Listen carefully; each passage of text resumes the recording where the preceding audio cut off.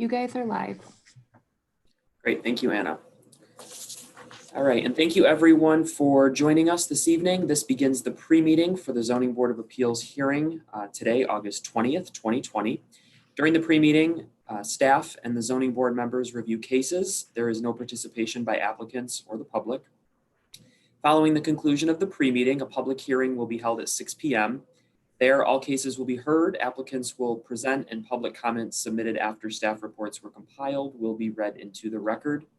After the conclusion of the hearing, deliberations will follow. The zoning board will take action on cases that were heard at the public hearing.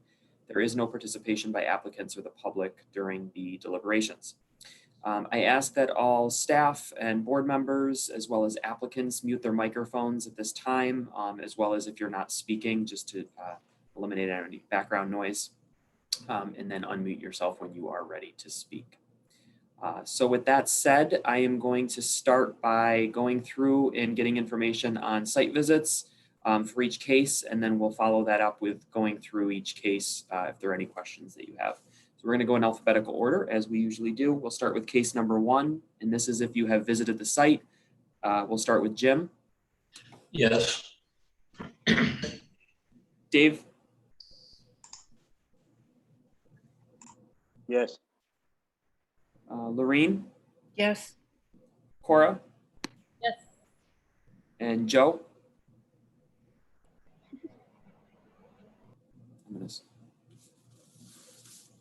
We'll circle back with Joe. Case number 270 Rockingham Street for a site visit. Jim. Yes. David. Yes. Lorene. Yes. Cora. Yes. Case number 316 South Winton Road, site visits. Jim. Yes. David. Yes. Lorene. Yes. And Cora. I missed what you said, Cora. Yes. Yes. Okay. Great, thank you. Case number 4, 54-56 South Union Street, site visit. Jim. Yes. David. Yes. Lorene. Yes. And Cora. Yes. Case number 5, 350-362 State Street, site visit for Jim. Yes. David. Yes. Lorene. Yes. And Cora. Yes. And case number 6, 112 Hudson Avenue, site visits. Jim. Yes. David. Yes. Lorene. Yes. Cora. Yes. Great, thank you. And I will circle back with Joe, and then when LaShawna gets here. So at this point, let's go through the cases, make sure you have any questions answered, as well as make sure you received the public feedback that came in after the publication of the staff report. Case number 1, 150 Highland Avenue, St. John's Home. Property is located in a IPD, which is no longer around. They functioned like our current planned development district. So at this point, they are non-conforming. So these changes require an area variance. So they're looking to do this outdoor area just outside one of the entrances. Any questions on this one? Yeah, do you know why they didn't update the plan when the code was rewritten in 2003? Yeah, it's a good question. I don't have a specific answer for this particular property owner, but Lorene, there are a few that have not been updated. They're still IPDs.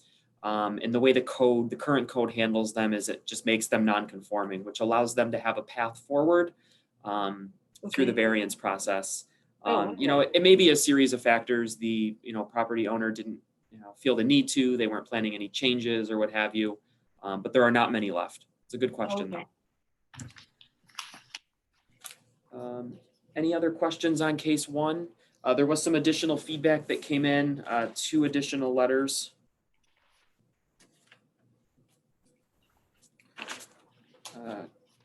Case number 270 Rockingham Street. Any questions on this one? It's pretty straightforward.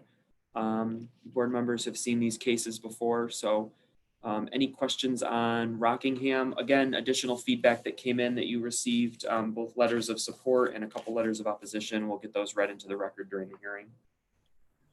The only comment I have is, ugh. Oh, right. Oh, my I think God. You said that at other front yard parking.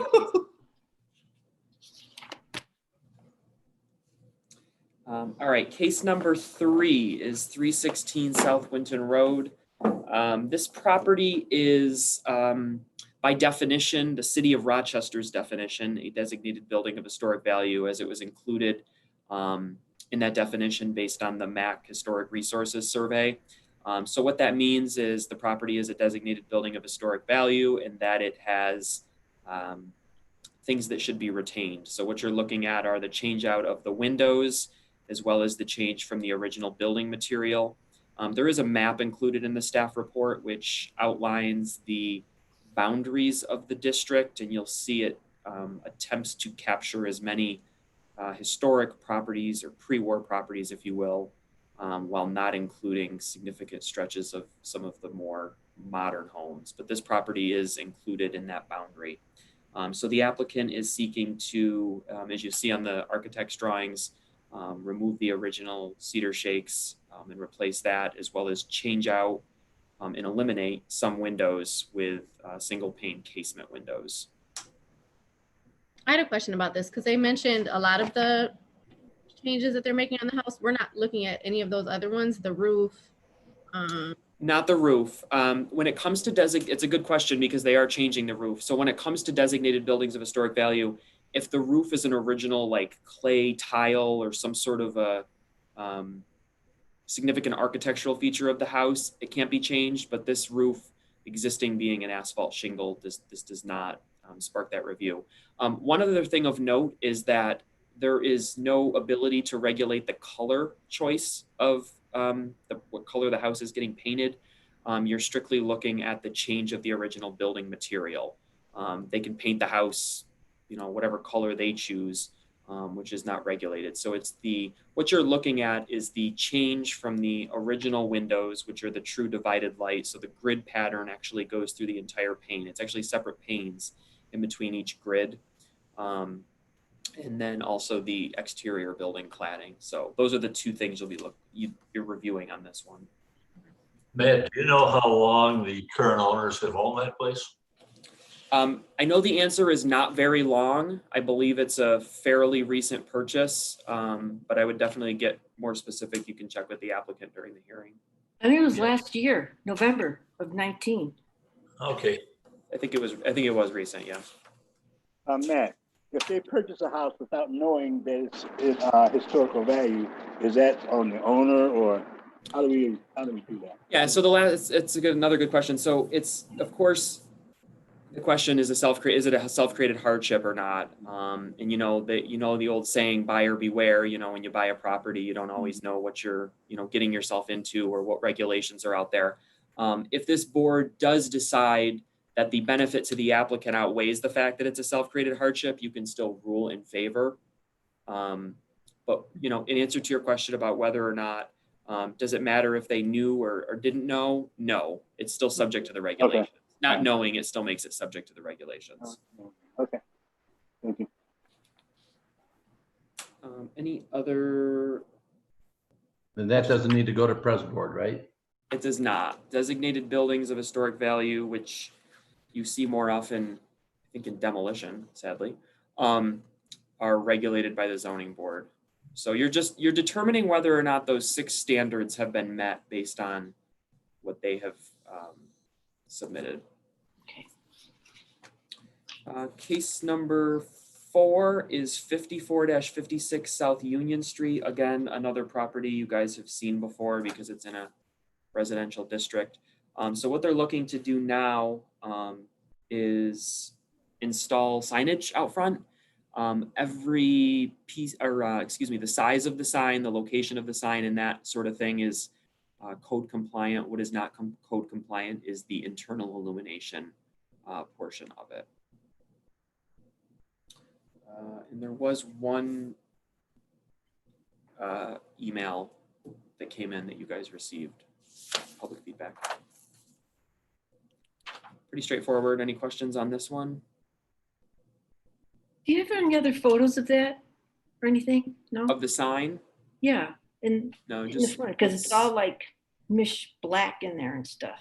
Is it colored or? Yeah, it is colored. Their Or is color these renderings lettered are, I'm Pardon sorry? me? I'm sorry. Yeah, go ahead. there's color renderings on the website as part of the staff report. The copies are in black and white. But on the city's Oh. website, the version on the interactive story map, there are color renderings of it. Oh, okay, I didn't check So, yet. yes. Okay, Yeah, Thank it is color. okay, And the applicants can chat more about how they arrived at this. okay. Case number 5, another designated building of historic value. So what's going on here is this property is vacant for quite some time now, built as a mixed use building, first floor commercial, upper floors residential, excuse me. And the property owner is looking to convert the entire building into residential. So that's a permitted use in the Center City zoning district. But in doing so, they have opted to, at the suggestion of the project review committee, as it's outlined in the preliminary site plan findings, change the storefront window to make it have more of a residential look as opposed to a commercial storefront look. But in doing so, they also determined it was a significant architectural feature. So the variance that you're looking at is, does the benefit to the applicant outweigh any detriments that changing the look of the building might have? And it's the idea is to make it look similar to the buildings to the north in the same block that have done this quite some time ago. Any questions on this one? No public feedback on this case or the last one.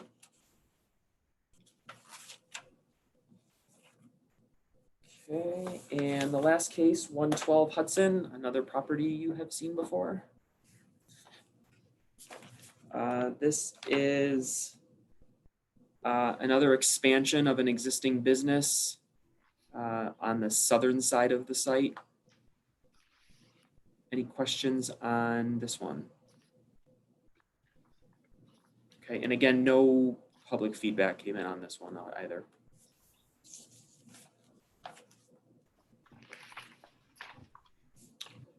All right, sounds good. Joe, I'm gonna pull your site visits. I missed you the first go around. Yeah, sorry, I was on the phone with the building department. No, that's okay. I suppose that's okay. Yeah. Case number 150 Highland. Yes, I visited all of them. So if you You want to visited make- all 6 of them. Great, thank you. Okay. So what we will do now is we will take a short break, and the public hearing will start at 6 p.m. as it was advertised. So everyone can just turn their video off and mute themselves if they don't have any other questions. One last thing, I assume we're going to go straight through again tonight? If you guys want to, yeah. You mean from hearing to deliberations? Yeah. Yeah, that's up to you guys if you want to do that. Okay, if it goes well, we'll let Cora make the call. Yeah, sounds good. Okay. All right, everyone. We will reconvene at 6 and we'll start the hearing at 6 p.m. Okay.